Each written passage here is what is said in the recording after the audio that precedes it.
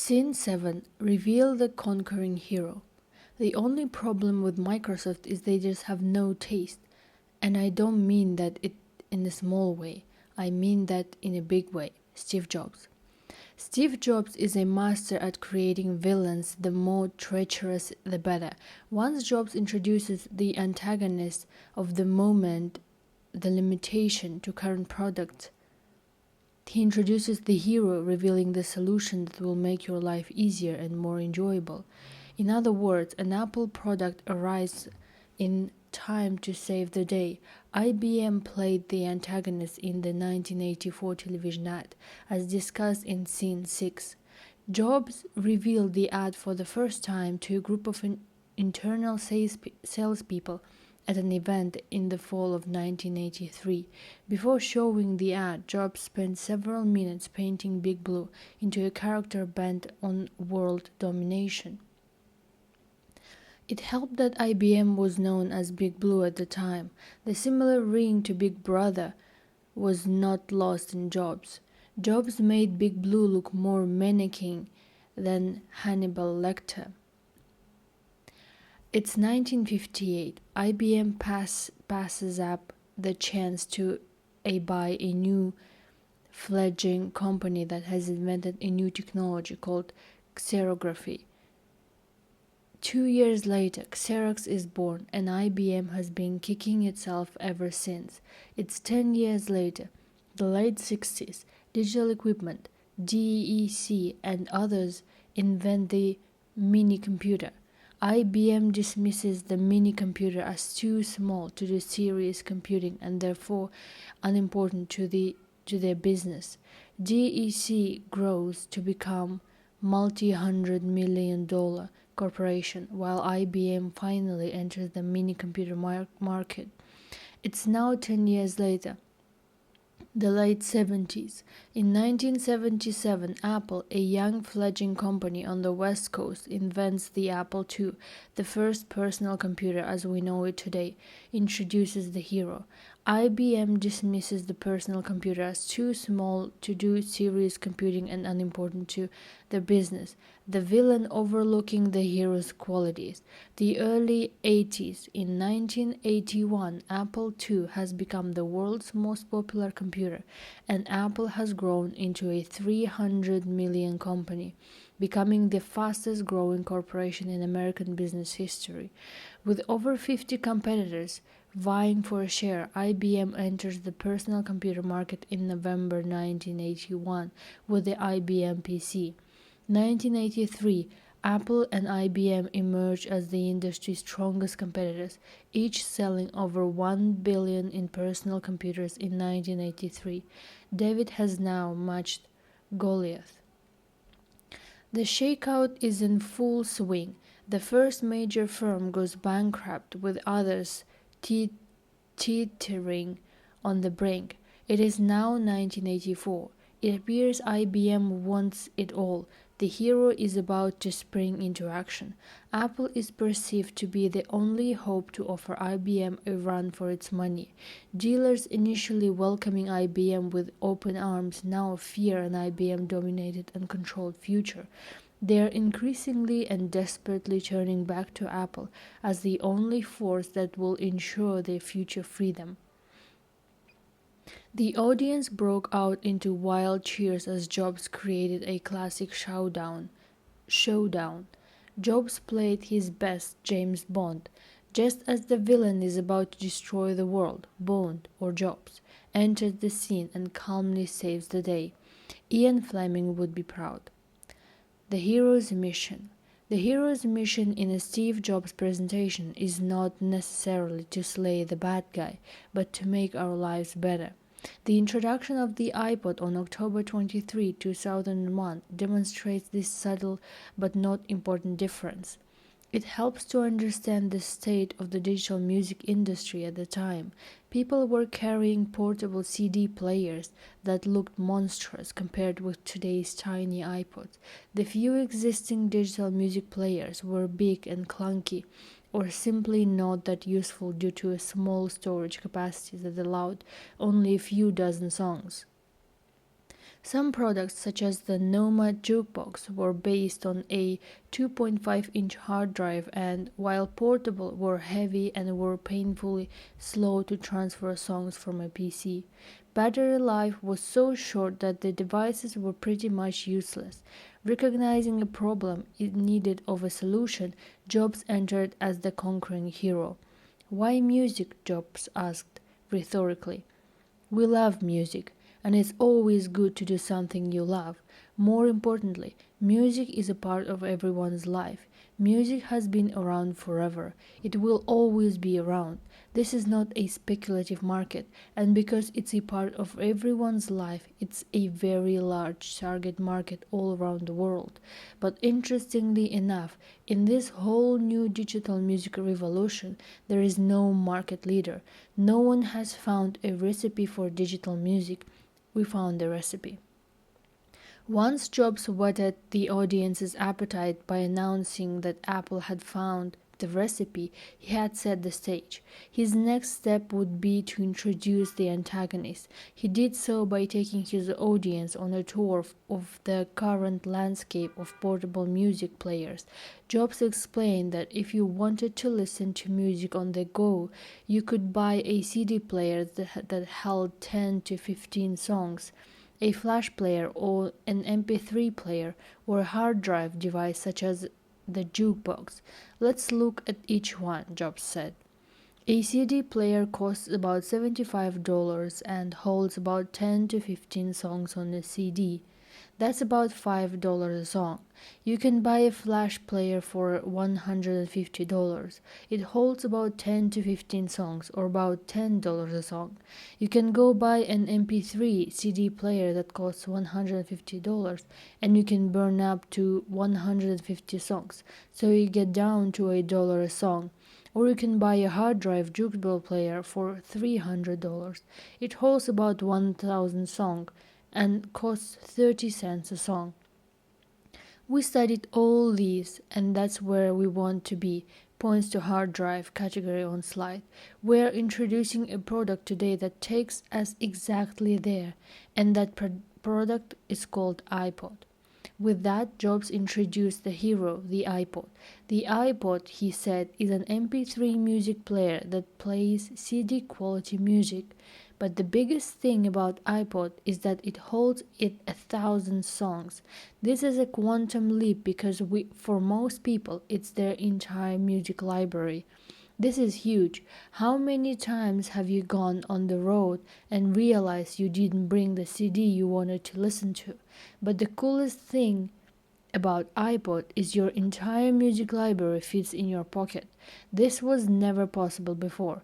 By reinforcing the fact that one's entire music library could fit in a pocket, Jobs reinforces the hero's, iPod, most innovative quality, reminding the audience that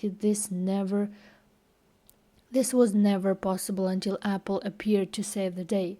After the iPod's introduction, Night Reader columnist Mike Langberg wrote an article in which he pointed out that Creative, the maker of the original Noma jukebox, saw the opportunity in portable music players before Apple and unveiled a 6 GB hard drive player in September 2000.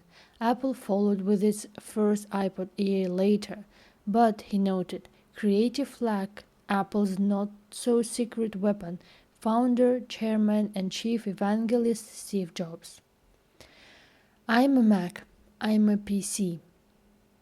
The Get a Mac advertising campaign kicked off in 2006 and quickly became one of the most celebrated and recognizable television campaigns in recent corporate history. Comedian John Hodgman plays the PC, while actor Justin Long plays the Mac guy. Both are standing against a stark white background, and the ads typically revolve around a storyline in which the PC character is stuffy, slow, and frustrated, whereas the Mac has a friendly, easygoing personality. The ads play out the villain PC and hero Mac plot in 30-second vignettes. In one early ad, Angel Devil, the Mac character gives PC an iPhoto book, An angel and a devil appear. The PC character dressed in a white suit and a red suit. The angel encourages PC to compliment Mac, while the devil prods PC to rip the book in half. The metaphor is clear. I'm a Mac, I'm a PC. Could be titled I'm the good guy, I'm the bad guy. Once the hero is established, the benefit must be made clear. The one question that matters to people, why should I care, must be answered immediately. In an ad titled Out of the Box, both characters pop out of boxes. The conversation goes like this. Mac, ready to get started? PC, not quite. I've got a lot to do. What's your big plan? Mac, maybe make a home movie, create a website, try out my built-in camera. I can do it all right out of the box. What about you? PC, first I've got to download those new drivers. I have to erase the trial software that came on my hard drive, and I've got a lot of manuals to read. Mac, sounds like you've got a lot of stuff to do before you do any stuff. I'm going to get started because I'm kind of excited. Let me know when you're ready. Jumps out of box. PC, actually, the rest of me is in some other boxes. I'll meet up with you later. Some observers have criticized Apple's campaign, saying it smacked of smug superiority. Whether you like the ads or hate them, there is no question they are effective, if only to keep people talking about Apple. In fact, the ads were so successful that Microsoft countered with an ad campaign of its own showing famous and not so famous people in all walks of life proudly proclaiming, I'm a PC. But Apple had landed the first punch, painting the PC as nerdy and Apple as the cool kid you really want to be like. The Microsoft ads are fun to watch but lack the emotional punch of Apple's ads. For one reason, there is no villain. Problem and solution in 30 seconds. With more than 10,000 applications available for the iPhone, the App Store has been a resounding success for Apple. The company features some individual apps in television and prints ads for the iPhone and iPod Touch. The television ads are effective because in 30 seconds they paint a picture of a problem and offer a solution. For example, in one ad for an app called Shazam, a narrator says, you know when you don't know what song is playing and it's driving you crazy. Introduces problem. With the Shazam app, you just hold up your iPhone to the song and within seconds you will know who sings it and how to get it. The taglines are always the same. That's the iPhone, solving life's dilemmas on app at a time. In 30 seconds, the commercials succeed in raising a problem and solving those problems on app at a time. The ads prove that establishing problems and offering solutions need not be time-consuming. Don't spend too much time getting to punchline. Jobs doesn't sell computers, he sells an experience. After identifying the villain and introducing the hero, the next step in the Apple narrative is to show how the hero clearly offers the victim, the consumer, an escape from the villain's grip. The solution must be simple and free of jargon. Visit the Apple site, for instance, and you will find the top reasons why you'll love the Mac. The list includes specific benefits and largely avoids complicated technical language.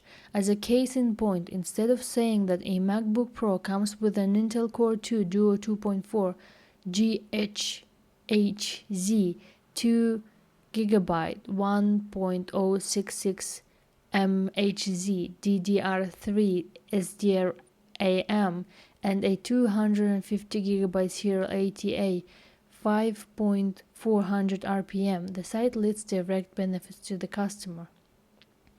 It's gorgeous inside and out. It does what a PC does, only better. It has the world's most advanced operating system, and then some. It's a pleasure to buy and own. You see, your target customers are not buying a 2.4 GHz multi-core processor. They are buying the experience the processor provides. Unlike his competitors, Jobs largely avoids mind-numbing data, stats, and jargon in his presentations. During Macworld 2006, Jobs added his famous "one more thing" signature phrase near the end of the presentation. The one more thing turned out to be the new MacBook Pro with an Intel Core 2 microprocessor, marking the first Intel chips in Mac notebooks. Jobs took a few minutes to clearly outline the problem and introduce the hero tangible benefits in plain and simple language. There's been this pesky little problem in the PowerBooks, Jobs said. It's not a secret that we've been trying to shoehorn a G5 IBM microprocessor into the PowerBook and have been unable to do so because of its power consumption. It's unrealistic in such a small package. We've done everything possible engineering-wise. We've consulted every possible higher authority, shows a slide with a photograph of the Pope drawing a huge laugh. Replacing the exciting microprocessor with an Intel Core Duo, Jobs explained, yielded much better performance in a smaller package. Today we're introducing a new notebook computer we're calling the MacBook Pro. It has an Intel Core Duo chip in it, the same as we're putting in the new iMac, which means there will be dual processor in every MacBook Pro. What does this yield? It's 4 to 5 times faster than PowerBook G4. These things are screamers. The new MacBook Pro is the fastest Mac notebook ever. It's also the thinnest. It's got some amazing new features. It has a 15.4-inch widescreen display that is as bright as our cinema displays. It's a gorgeous display. It's got an eyesight camera built in. Now you can have video conferencing right out of the box on the go. It's great. Video conferencing to go. This is heaven. You may or may not agree that a portable webcam is heaven, but Jobs knows his audience and voices what is, to those present, a serious problem in need of a solution. This skill, the ability to create a villain and sell the benefit behind the hero's solution, is a Steve Jobs messaging technique that appears in nearly every presentation and interview he gives. When Jobs agreed to be interviewed for Smithsonian's Oral and Video History series, he said that perseverance separates the successful entrepreneurs from the non-successful ones. Perseverance, he said, comes from passion. Unless you have a lot of passion about this, you're not going to survive. You're going to give it up. So you've got to have an idea or a problem or a wrong that you want to right, that you're passionate about. Otherwise, you're not going to have the perseverance to stick it through. I think that's half the battle right there. Jobs is the Indiana Jones of business. Just as great movie characters vanquish the villain, Jobs identifies a common enemy, conquers that enemy, and wins over the hearts and minds of his audience as he walks off into the sunset, leaving the world a better place. Director's notes. Describe the state of the industry or product category as it currently stands, followed by your vision or of where it could be. Once you have established the antagonist, your customer's pain point, describe in plain English how your company, product, or service offers a cure for that pain. Remember Steve Jobs' belief that unless you're passionate about a problem that you want to make right, you won't have the perseverance to stick it out.